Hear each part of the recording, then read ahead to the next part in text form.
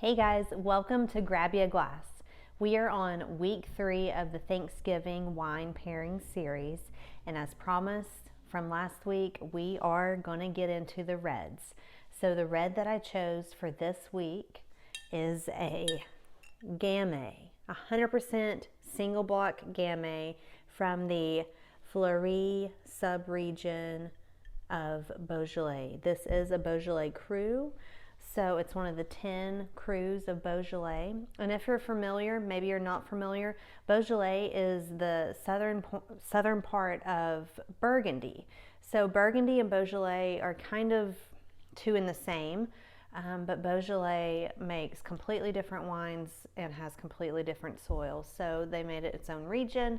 95% of the vines that are in the ground are Gamay grapes. So Gamay is definitely what they make in Beaujolais. So a lot of people know Beaujolais because of their annual harvest event celebration that they have, and it's the third Thursday of November every year, and they come out with a Beaujolais Nouveau.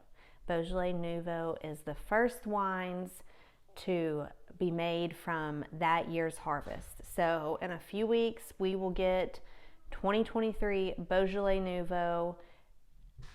I'm not a Nouveau girl. I'm just not. I'm going to say it. In fact, that's the first type of Beaujolais and Gamay that I've ever had was Beaujolais Nouveau, and it took me years to even give Beaujolais a chance after that. So I'm proud to say, though, that I do love Gamay. I've had serious Gamay since, and this is one of them. So, Domaine de Marrens out of Fleurie, like I said, this winery, it practices organic farming. Like I said, this is 100% single block Gamay, and the soils there are pure pink granite soil, and we've got 45 plus year old vines. So pretty good setup they've got going on there. This wine's going to be aged in barrel for 12 months. So let's see what we got going on here. It is a wax cap, so this may take me a minute, and I very well may stab myself. We'll see how it goes. Oh, this is just crumbling right off. Okay, finally got off that wax. So this particular vintage is a 2019. Now, Gamay is definitely meant to be drank young, so this 19 should be prime and perfect and just ready to go. Ooh, that was exciting.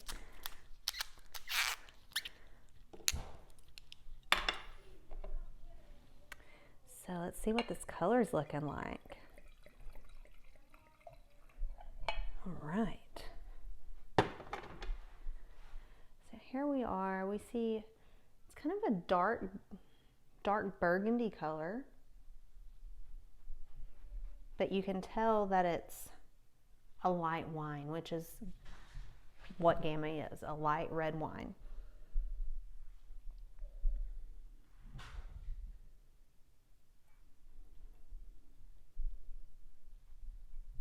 Some good kind of red berry notes.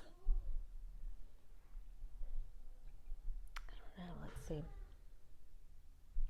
Slight baking spice notes.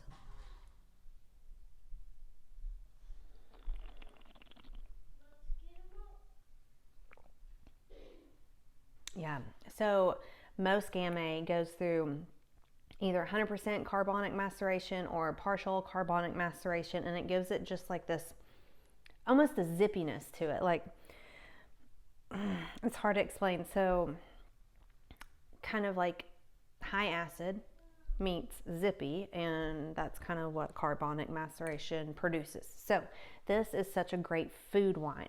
We've talked in the first couple weeks of this series about how high acid food or wines are perfect for food, especially when you have an array of slightly weird side dishes and things of that nature.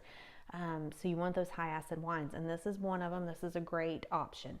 Also, any Gamay goes well with white meats, fish, cheeses. So definitely a great wine for Thanksgiving. This is such an approachable wine too. So definitely one that would be a crowd pleaser. So if you're having a lot of people over to your house for Thanksgiving dinner, they would enjoy this. Most of them would. Yeah.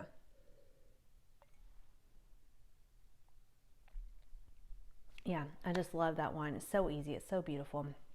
Anyways, Gamay, not necessarily Beaujolais Nouveau, but any Beaujolais that you see that, especially from one of the 10 Beaujolais Crus, Fleurie being one of my favorites, they're just so pretty and just have something special to offer in and of itself. So next week we're going to finish our series with another red, Pinot Noir. Very similar to Gamay as far as weight goes. So I'm excited to share that with you and wrap up the Thanksgiving wine pairing series. And cheers until then. Hit the subscribe button down below so you don't miss next week's video.